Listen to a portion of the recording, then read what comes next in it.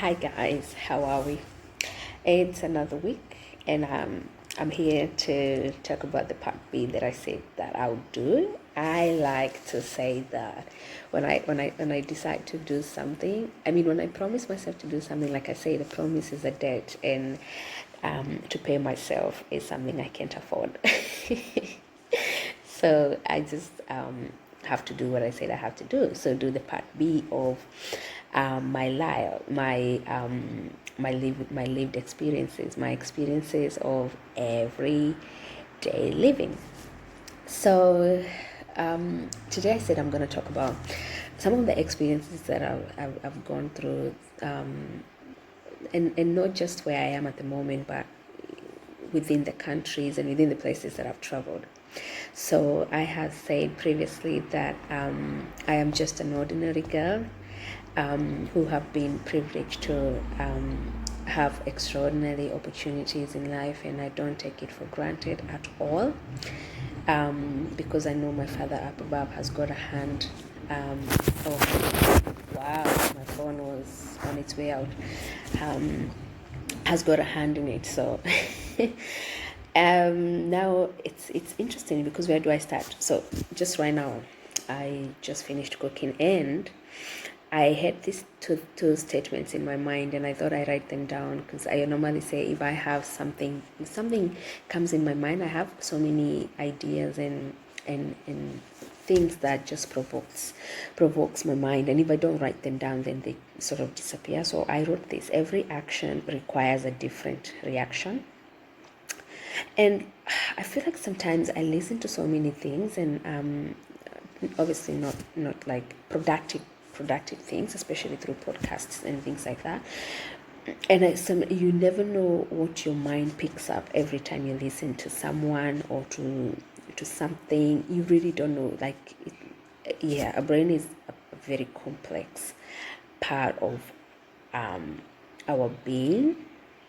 And a brain is something that I do love. I really love doing psychology, because I learned a lot about the brain, and the brain to me is a mysterious thing anyway. So I'm able to, like, I feel like sometimes when I read a book, or when I listen to a podcast, or a most inspirational video, I end up finding myself picking up on things that I didn't realize at the time I picked. So sometimes some of the quotes that I come up with, or some of the things that I think about, I think I picked them from different sources. No man is an island high. So the other one I wrote was: injustices that happen and affect you directly or indirectly are meant to teach you a lesson about who you are. They're meant to challenge a norm, and they're meant to break a cycle. So I'll probably write that on the description, because I think it's aha moment. So I guess today I'm going to talk about a couple of experiences that I've had over the years, traveling to different places and to different countries, and also, like, and before I start, because this is like the same story I shared last time, and that one was a bit funny, and but it shows you that some of these things that people go through, or the other people get other people going through stuff. It stems from a lot of things. There's a root cause of everything. Nobody wakes up. Nobody is born discriminating anybody. Nobody is born hating anyone. Nobody is born harassing people. Nobody is born bullying. Nobody is born a racist. All these things you learn. And we can debate all day about nature versus nurture, and like, I remember what I learned through psychology is people want to believe that nature is stronger than nurture, but I can tell you for sure, like, in a lot of things, most often than not, nurture has got a highest percentage of how a situation or a person can turn out, more than nature. So it's almost like you can tweak biological effects of things, even though not always the case, But when you pick up on things through the environment, they have more power. They have more power. So let's start. Well, I just thought I'd start with this story. This is probably the recent one, the most recent one, and mind you, so maybe a point of disclaimer. The fact that I give these stories, it doesn't mean that I'm still stuck on the things that happened. I mean, first and foremost, I'm a woman. In case it's not clear enough. I mean, in case it's not visible. And one of the elements, or one of the characteristics that I have seen women have, or me as a woman have, is the ability to remember things that are monumental, or things that stand out, or experiences that stand out in your life in detail. So sometimes I meet people that I haven't seen for even a decade, and I can remember something that happened when I was with that person in detail, and I would say it like I was with them yesterday. And it's amazing because I would want to have that same memory when I'm doing an exam, and sometimes I just can't remember. So it's amazing, that whole aspect of what do you call it, a selective memory. Selective memory. I have that. Anyway, this is the most recent one. So let me start with the most recent one. So I was coming from Kenya to Sydney. This is last year, and I was on this flight from, let me not mention the airline, because really I forgave the situation. I forgave the whole anybody who was in that fracas. Not even fracas. Fracas is not even the word. In that situationship, for lack of a better word. So I'm not going to mention from where I was. Like I said, I was coming from Kenya to Sydney. So I'm just not going to say from which. I just don't want to mention the airline. There's no point. So anyway, I'm on the flight. So this is now the flight from. I've already left Nairobi. This is the flight from the destination from Nairobi now towards Sydney. This is the longest flight of the two. And 14 hours, around 14 hours or 13 hours and something. Now, I don't know, people have got different experiences when they're flying. For me, I sleep a lot. I think for me, the whole flying thing is therapeutic to me. Some people give stories of how they're not able to sleep and things like that, but I just realized that the only part that I love about flying is I get to listen to music. I don't watch movies. I read a book. I like going with books. I like going with maybe my laptop to just write some ideas or things that I have coming up in my mind. But most of the time, I'll probably watch just one movie. I get exhausted of watching movies, so I cannot even watch more than one movie. So just one is enough. It doesn't matter if the flight is 14, 20 hours. It doesn't matter if it's 6 hours. I cannot watch more than one movie. And I'll listen to music. And half of the time, I just put the, I just put the earphones on and I just sleep. So, and that's what I did on this flight. And most of the time, I end up missing meals because I just end up just sleeping and not even hearing them calling me. So half of the time, I just skip meals and things. But so this particular day, I'm on the flight and I slept, really slept for a long time. I probably slept like 6 hours before I got up. Yeah, because the time difference between Kenya and Sydney it's in Australia. It's obviously like 7. That was spring, so Australia was definitely 8 hours ahead. So technically, when I'm on the flight, I have no idea whether I'm supposed to be. I think my body acts depending on where I've come from. So if in Kenya, it will be evening or people are supposed to be asleep, my body will be acting like that. And the jet lag for me, it drives me crazy. But I slept. So by the time I woke up, I think people already had lunch. I don't know whether it was lunch or dinner, one of the main meals. I think it must have been dinner because I remember when I got up, they gave breakfast. So it must have been dinner. So I skipped dinner. So when I woke up, I was so hungry, and I was like, wow, I must have missed a meal or something. But I was like, okay, I need to eat something. So I got up, and this lady is coming towards me, towards us, like our aisle, and I was near the window. I was at the window. So obviously there are two people next to me, and she just comes and speaks to those two gentlemen sitting beside me, and asked them whether they needed a snack. So she gave them snacks, and then she went to the other aisle, and she served that aisle, because like how they serve like two aisles at the same time. Yeah. So then she skipped me. Mind you, I'm looking at her because I am so hungry at that point. And she skipped me, and she went to the next aisle, like the seat behind me. So I'm like, well, modoagaini kwearia. Okay, that in another language, in the godly language, that means basically, if you don't speak for yourself, like, who will? So I just go, excuse me, ma'am, may I have some chips?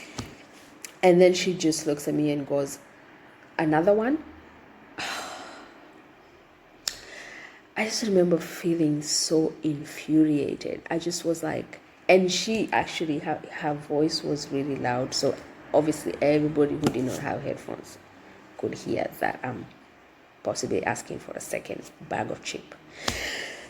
Not only am I trying to decipher whether I'm upset, the fact that she skipped me, and she clearly saw me awake and saw me looking at her, and the other people didn't have to ask for it. She knew she was serving everyone, but she skipped me. Not only was I still trying to figure out whether that happened by mistake, but when she said another one, I was like, now you're on to something, lady.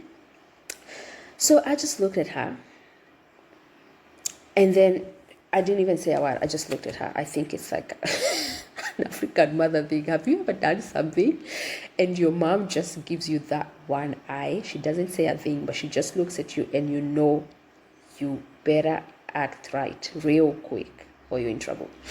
That's the kind of eye I gave her. Well, I probably did not plan to, but I did. I just looked at her. I didn't say a word.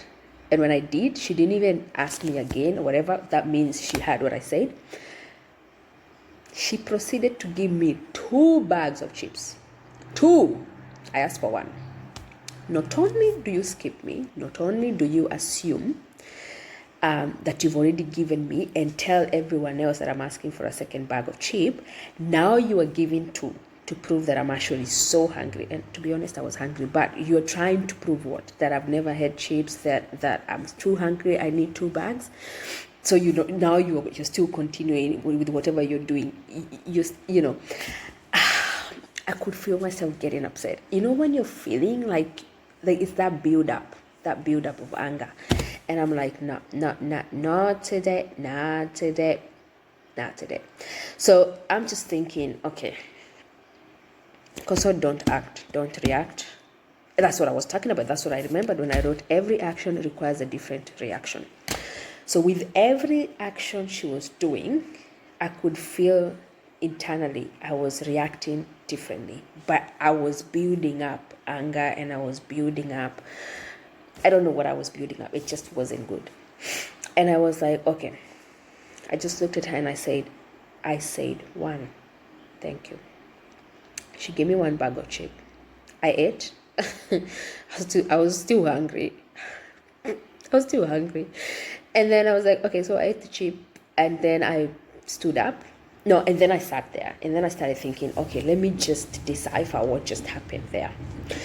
And I'm trying to think, okay, I'm just trying to tell myself, okay, so I hope, can you analyze everything that had just happened? Make sure you're not overreacting.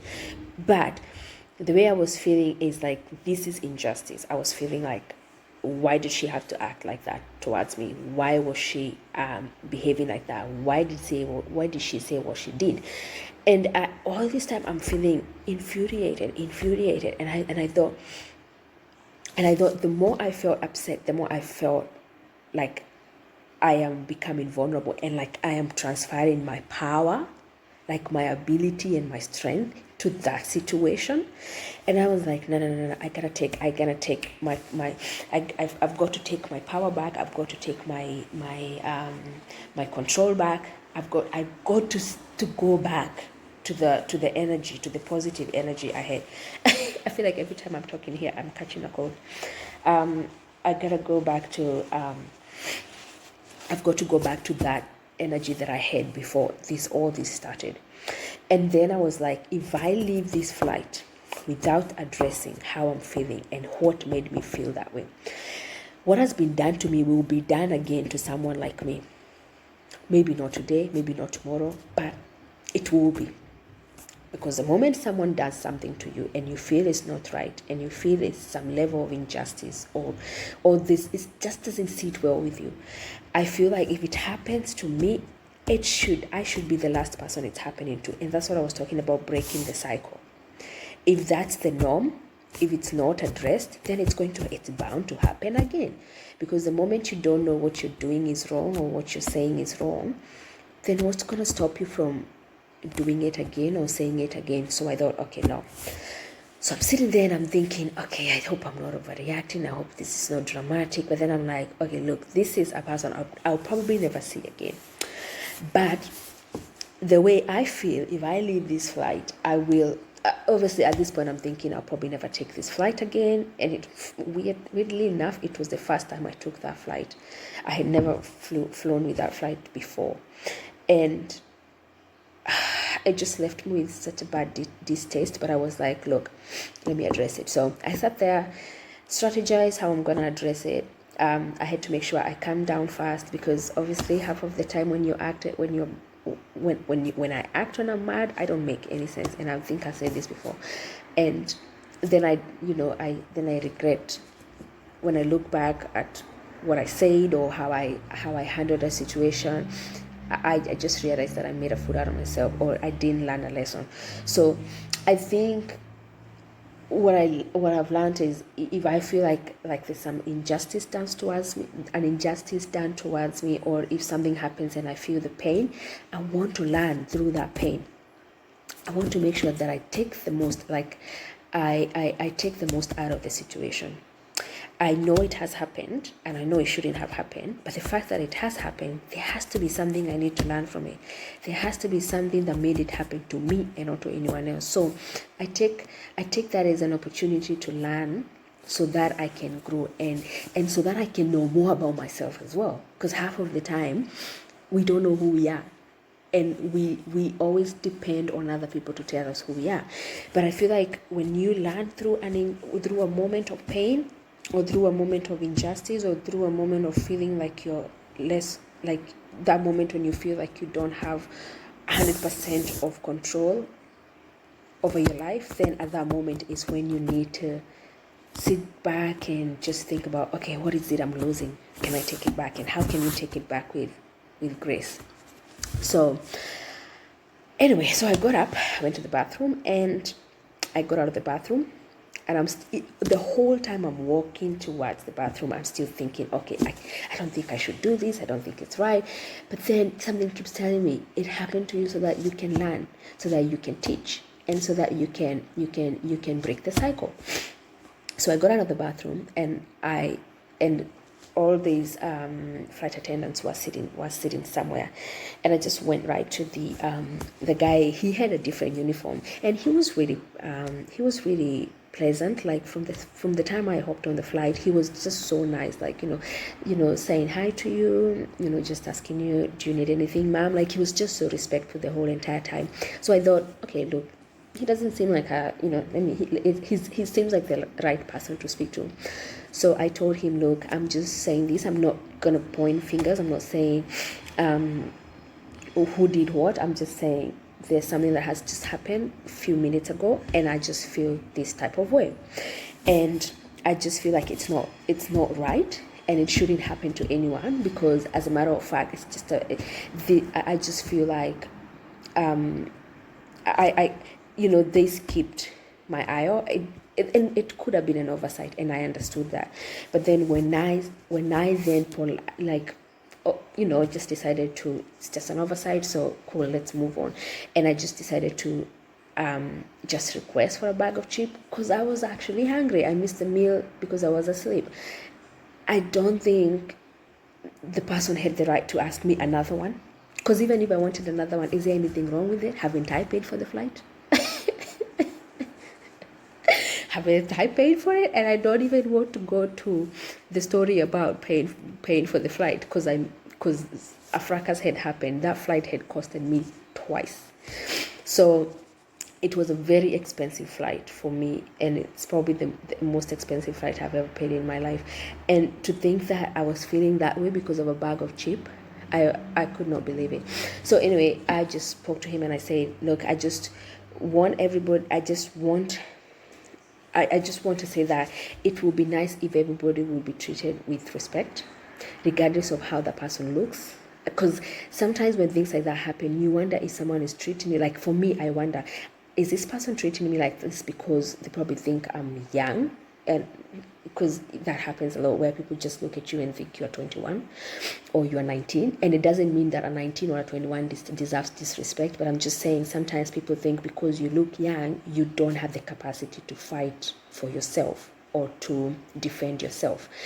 So I wonder sometimes, is it because of looking young? Is it because you're a woman? Is it because of race? Is it because it's hard to know?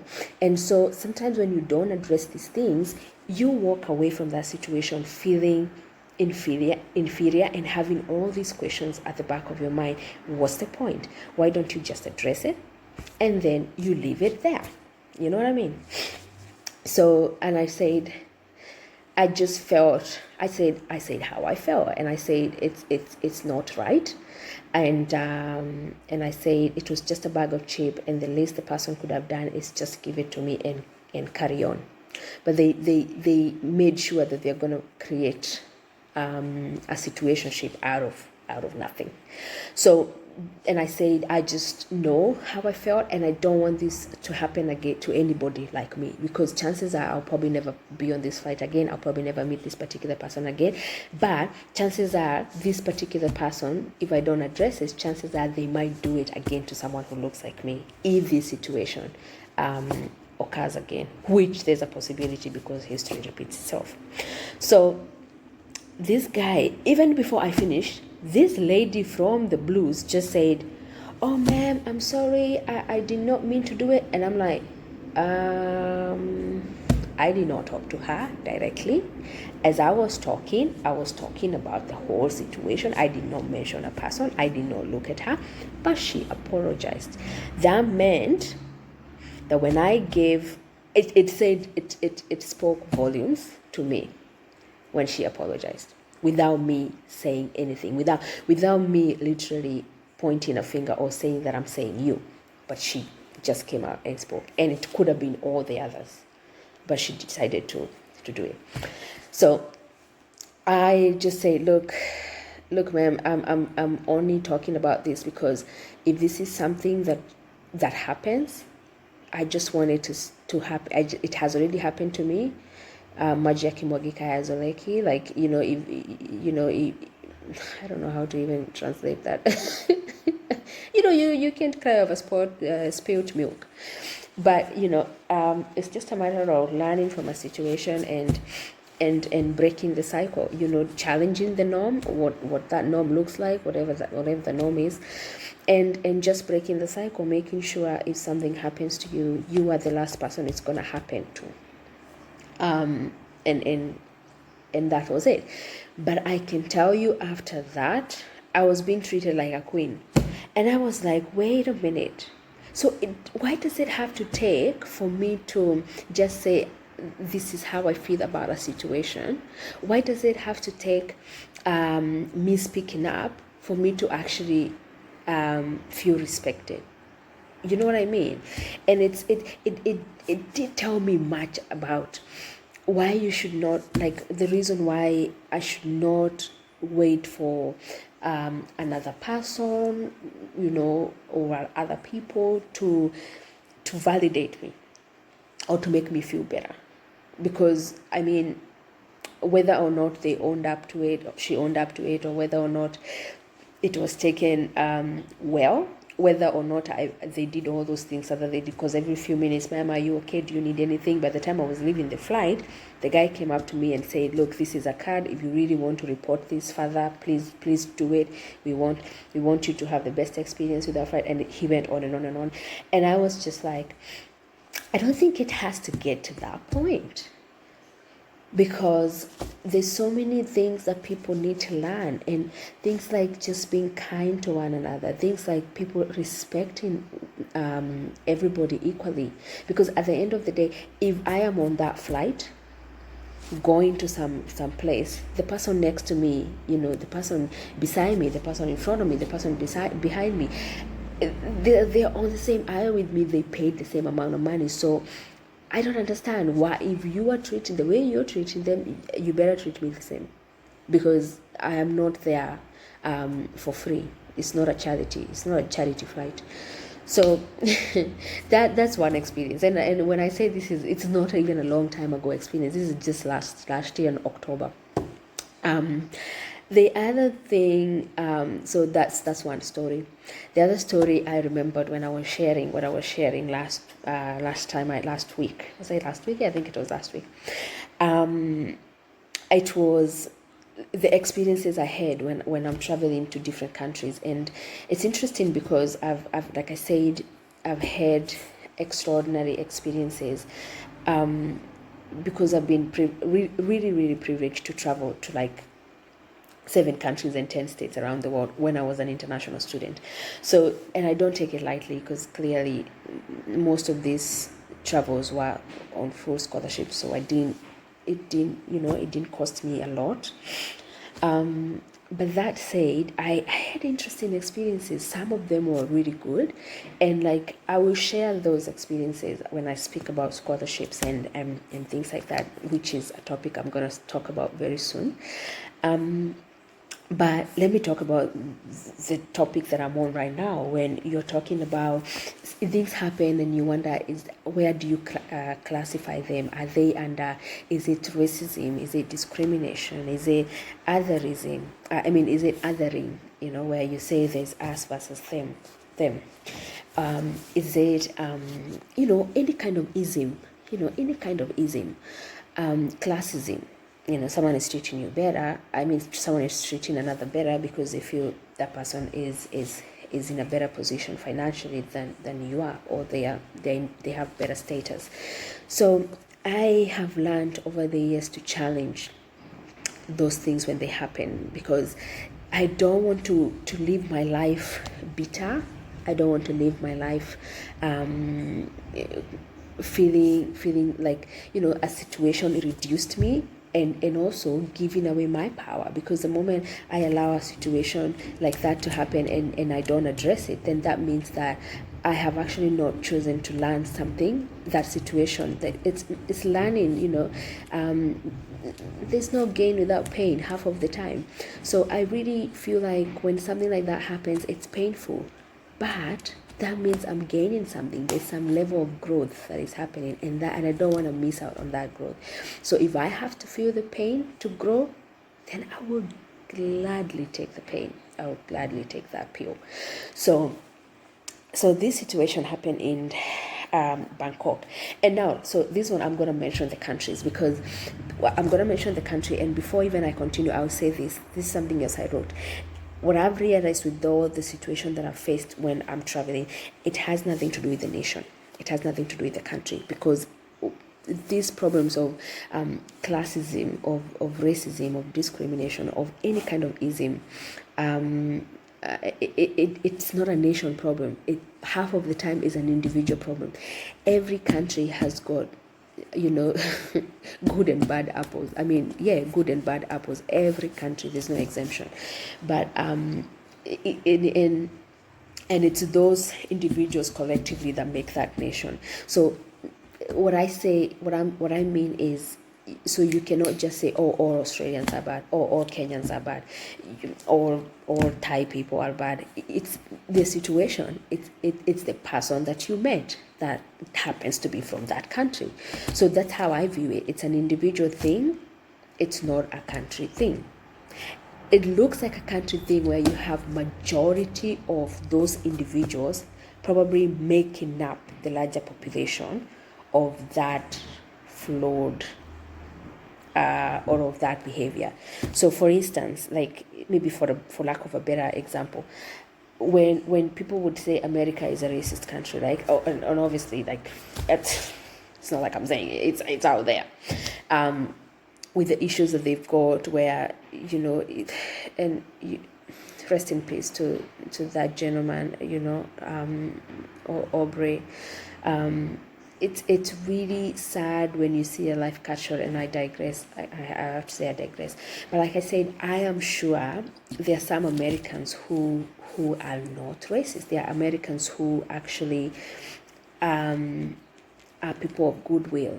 You know what I mean? So it cannot be, it just, when the magnitude of the situation is so big, and when these individuals have, are many, or like, in terms of they look like they take the largest part of the population, because we all know that negativity sells more than positivity. So, but I still believe it's not a country issue. Whenever we have this kind of situation, it's always it's always on an individual level. It starts there.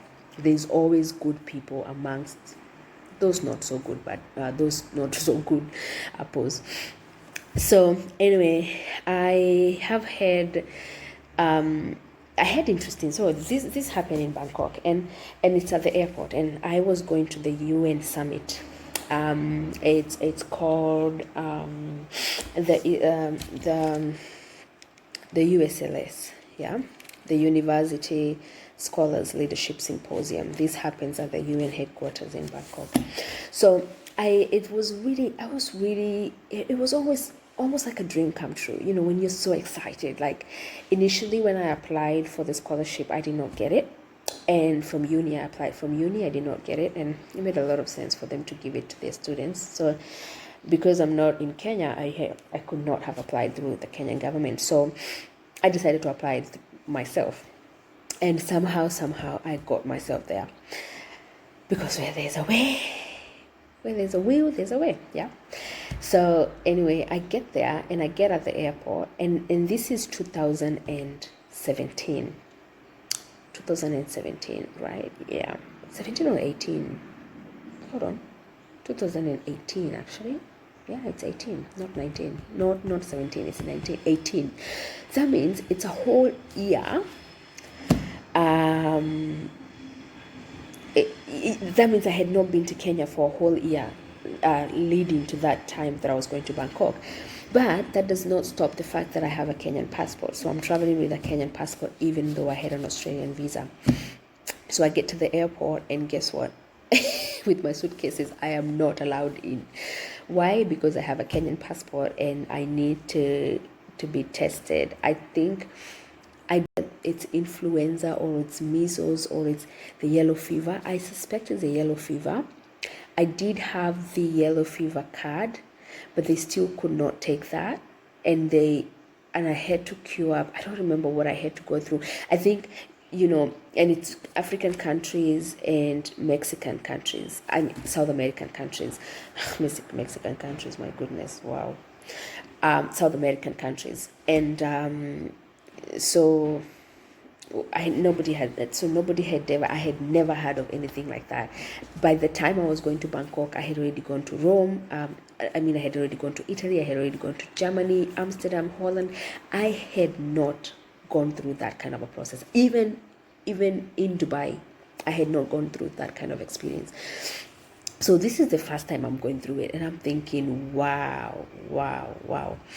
All right, I haven't. It's a Kenyan passport. Obviously, it's evident, but I haven't been to Kenya for the last couple of years. So, it was a whole year. I haven't been to Kenya for a whole year, and in that 1 year, I was in Australia. So, yeah, but still, because that's the passport I had, even though my visa or my passport is already stamped that I've come from Sydney, I still had to go through that whole fracas, and it took so long. And so I cannot be able to explain whether it's because of language barrier. Like I said, the way people treat you, they don't even have to speak your language. It's almost like, the way people treat you, it's a language in itself. That's what I normally say.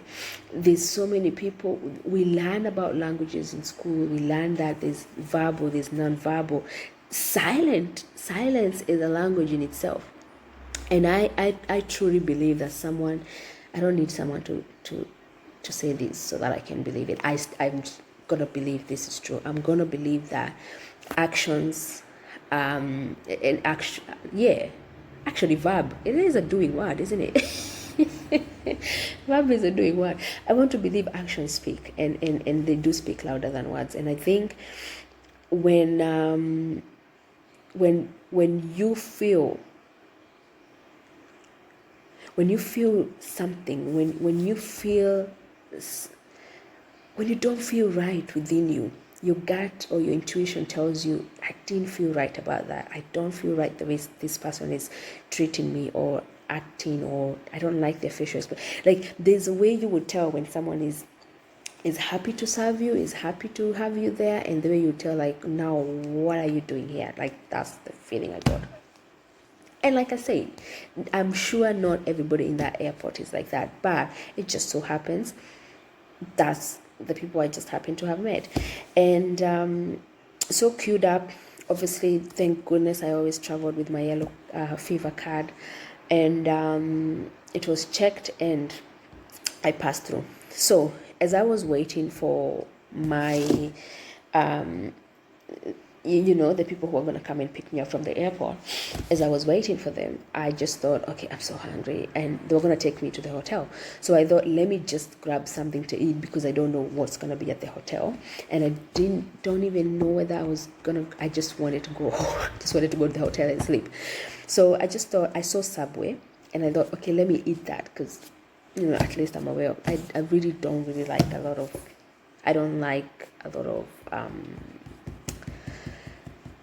what do I say? I really don't like. I love to eat from home. I love specific kind of foods. So, but I thought, okay, I can see Subway. Let me go and eat. So I get to the shop. I get to the Subway. This is now still inside the airport, and I get there, and I can see this lady. She's all the way at the corner. She's seen me, but she just assumes she hasn't seen me. And I stand there, and I'm looking at the screen. I stand there for like about just around 5 minutes, probably, because I didn't have anywhere I'm going. I was still looking at my phone and waiting, and I knew these guys were stuck in traffic, but they were coming. But this particular person just decides, hey, I don't feel like serving you. And she doesn't move from there. So at this point, I'm just thinking,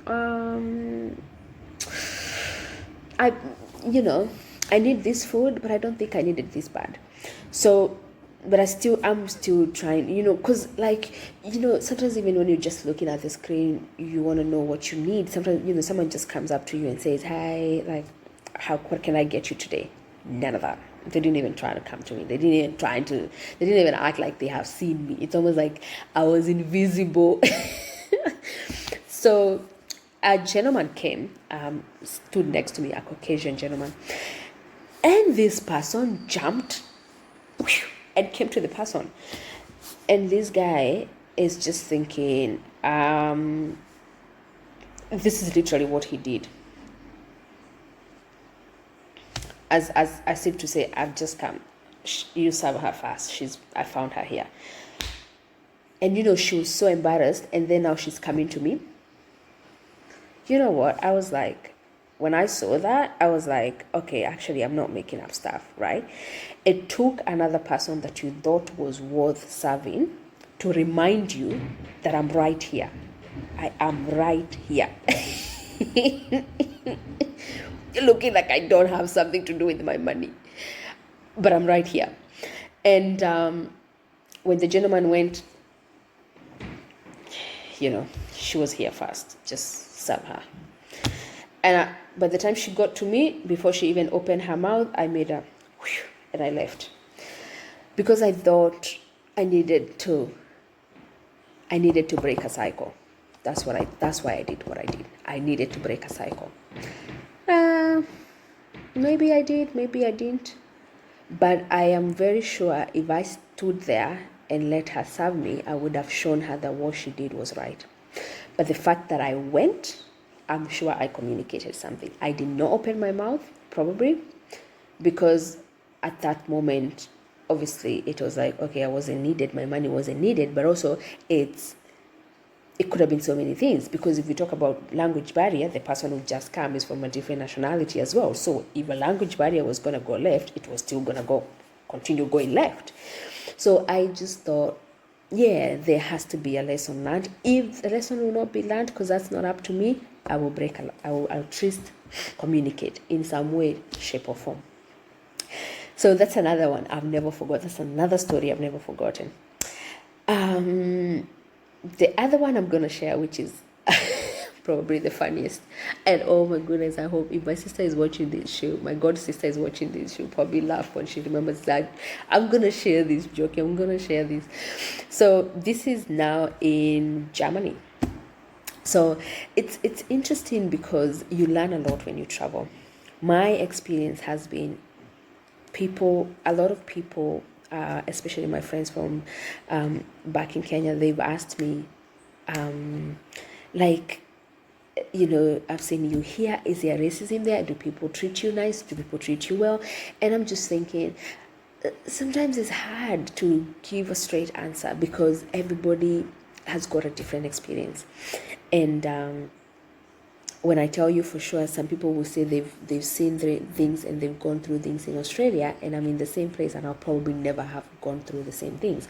That's why I say that everybody's experience is different, and it's okay. It's okay to acknowledge that that's the experience you've gone through, and nobody should reduce your lived experience because it's only you who lived it. So this is in Germany, and what I've learned, this is what I was saying, what I've learned is that sometimes these kind of situations and whatever perpetuates it is things that there's always a root cause to things. Like I said, nobody is born like that. Children, if you look at children, how they treat each other, it's most often than not, it's interesting to see that we are all born the same. Children are innocent. We are all born to treat each other equally, and to not just think that we are special than others, but to see the good in others, regardless of how they look or where they're from or how they talk or things like that. So but what I've noticed is in these kind of places where you get people like this, most often than not, these people, there's always a story behind it, and most often I've learned that there's lack of exposure. So when you go to places where there's no much multiculturalism happening, people probably haven't traveled a lot and they haven't met or talked or interacted with people who think different from them or act different from them, then they tend to think our way is the best. But the moment you're thinking my way is the best is because probably that's the only thing that you know, and you're always going to defend what you know, and because that's all you know. You defend what you know because that's all you know, and then what you don't know, you probably be tolerant to it, or you try to understand it based on a lot of factors. Could be based on a person that you've met that challenged that belief system, but there's always a story to everything. What I've learned is that, like in all these countries, it's people who live in the cities where there's a lot of, where you can see the effects of globalization and immigration, and people have interacted with others from different background, beliefs, and people are more tolerant, for lack of a better word, or are more accepting, as opposed to people who are in remote areas where they haven't been exposed to other ways of being and other ways of doing and other ways of other ways of being and other ways of knowing.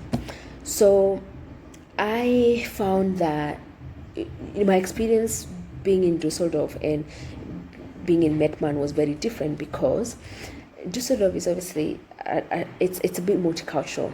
When you're in the city, you can see people who look like they're from all walks of life, or at least they've got different backgrounds. They don't just have one background. But the more you go further from the city, the more you meet, the more you see the places. The more you can tell the places are different. They're not many immigrants, and the more you start feeling like, oh wow, yeah, now I'm actually in a different country. But well, for me it was a bit different in terms of being in a country where I can't speak the language.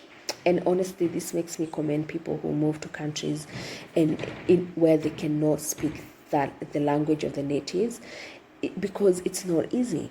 And I mean, this is coming from someone who is multilingual. I can speak more than 3 languages, or at least I can understand more than 3 languages.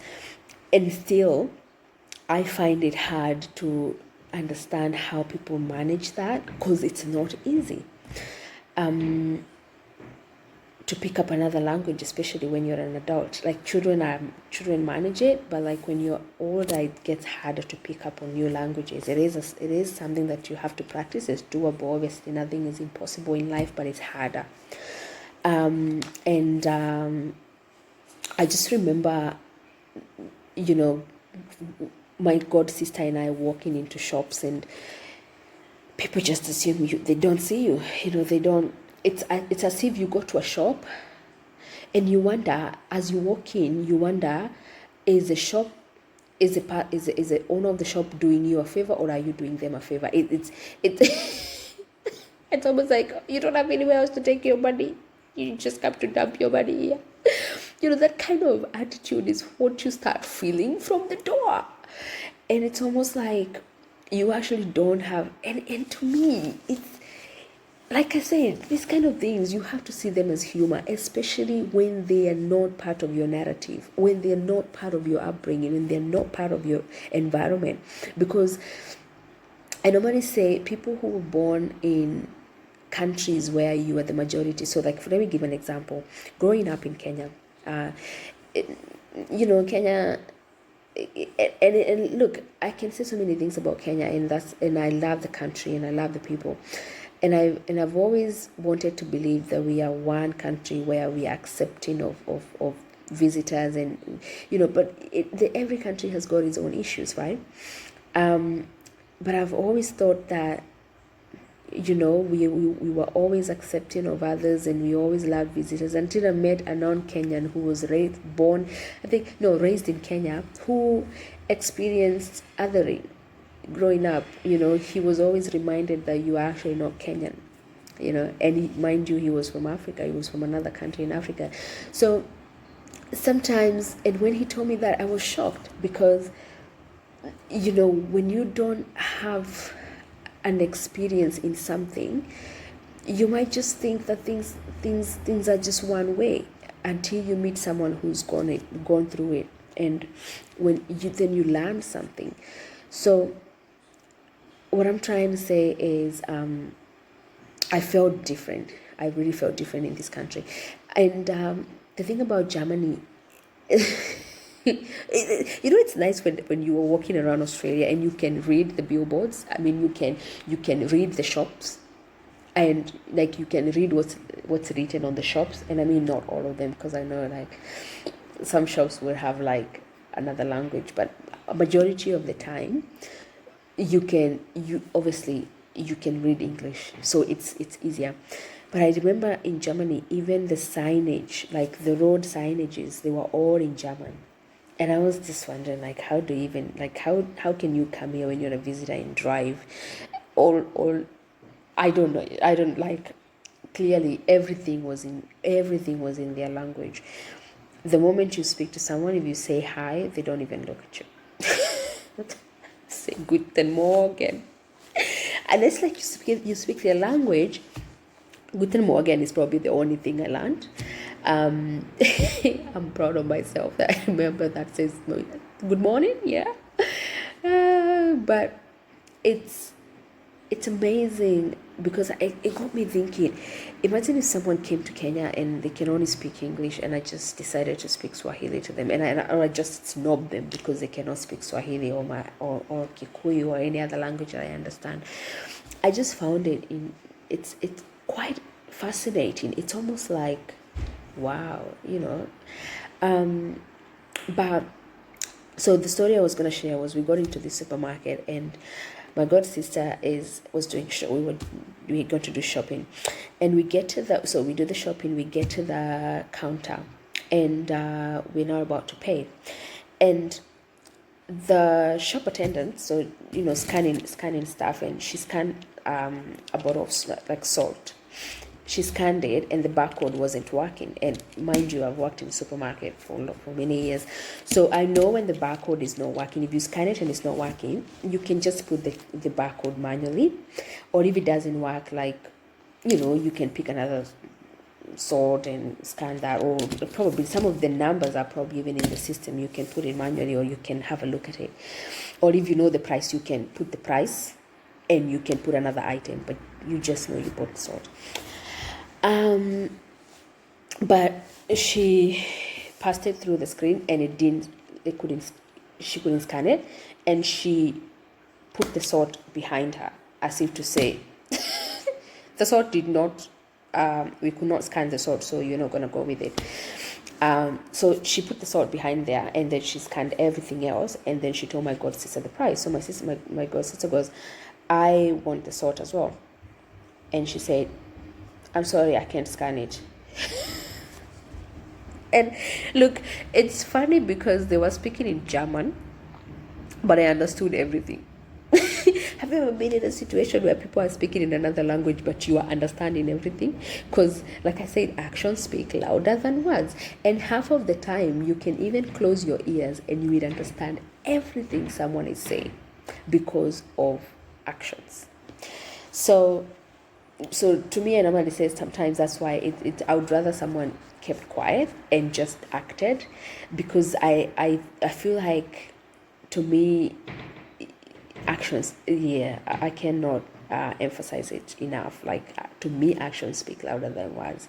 So anyway, I was understanding the whole conversation. Meanwhile, I was hearing nothing. I was listening, but I was not hearing, if that even makes sense. So she proceeded to talk to another shop attendant, and tried to say, I'm trying to tell her that I cannot scan this salt, and she will not move, she will not proceed. And they started talking about her. Little did they know my god sister speaks fluent German, so she understood everything they were saying. And then she started talking, and you know what? I just love my god sister because she spoke. She defended herself, and I mean, she was in that moment saying, I am trying to tell you, do you want me to go back to the counter and get you another salt to go and to scan it? And she spoke to the gentleman because now there's a queue behind. And I'm thinking, wow, this is just salt, just put it manually. I mean, anyway, the moment my god sister spoke in German, do you know how quickly that salt, the barcode, they managed, the barcode worked? It was like, because it was almost like, okay, I don't care, I'm just going to treat you the way I'm going to treat you, because at the end of the day, you're not going to understand what I'm saying. Only shock on you. I understand exactly what you're saying because I speak your language too. And at that moment is when they were like, oh, wow. It 0 to 100 real quick. They brought the salt, and actually my sister went back, brought picked up another salt, another whatever kind of salt from the aisle, and still it did not. So it was probably an issue with the barcode, whatever. But that one did not. They could not scan that one either. But after she spoke to them in German, and she said, "I'm not leaving here without the salt." That in German, that's when they actually put it manually and served the salt. And I was like, wow. And I just told her, is this how you have to live? Like, is this how you guys live every day? And she said, yeah, we are used to it. And I was like, wow, people are exercising to lose weight. Here you have to exercise because you need your mouth to run for you to have anything done. And it is amazing. Like, it's the things you can take for granted. And at that moment, I actually told her, like, I never knew that I could take for granted to be in a country where I could go to the shop and and buy something that I need and go home. It's simple things like those you can take for granted, that you go to a shop and the shopkeeper will smile at you and ask you how your day was, because I can tell you for sure, if that person was in another country, they could have probably received a better treatment than the way they were treating us. And it's the way they were treating my sister. And it's like, it's interesting, when you travel, you learn a lot. You learn that it's almost like things like respect, things like you are labeled before someone knows how to handle you, before someone knows how to give you a service. They already have put a label on you. Mind you, you're a stranger, but they have already decided, because of how you look, because of how you sound, I'm gonna give you this kind of service. It's quite interesting. And they say, kutembea kwengi kuona mengi. I don't know whether that's how that thing goes. It's a Swahili proverb. The more you travel, the more you learn. And I feel like some of these experiences, they're a bit sad to some degree, but look, nah, actually they're not. I feel they're meant to teach you a lesson. I would never have thought in a million years that there could be this kind of situations, in a million years, that people could treat other people like this. But because it's a lesson, and because it's not something that you've grown up feeling, you don't have a deficiency. This situation shouldn't scare you and make you feel less of who you are, or make you feel different. You learn from it. You make sure that you challenge that norm or that behavior, but also you make sure that you break the cycle. So it is amazing. I know that over time we're gonna share more stories, probably like these, or even more positive ones. Yeah, let me know whether you've had any experiences while traveling. But the other thing that I've learned, as I conclude, I think the other thing that I've learned is situations like these, or things that you watch in the media, or things that you hear people say, shouldn't scare you from traveling. Because who travels? People travel. Aren't you a person? Aren't you a people? So why should you be afraid of people when you say you're not going to travel? Because like I said, nothing happens for you. Nothing happens to you without a reason. It's supposed to teach you a lesson. It's supposed to, and if it's happening to you, that means you have the capacity and you have the strength to handle that what is happening for you or to you. So it's for a reason. And I said, I don't ever want my pain to go to waste. I don't ever want my pain to go to waste. I want to make sure that every pain I've felt, it has made me a different person. And when I say a different person, it has grown me. It has grown my mindset. It has grown my capacity. It has grown the person I am. It has left me different than it found me. So I guess my lesson today is, learn from the pain, and learn from your pain, and don't let your pain or anything that happens in your life, don't lose that opportunity to learn why it has happened to you, and don't lose that opportunity to teach, and also don't lose that opportunity to break the cycle so that it doesn't happen again to someone who looks just like you. All right. So until next time, I hope you guys have a wonderful time, because I don't know where you are, whether it's evening, morning. But I hope you have a wonderful time, and see you in the next one. Bye.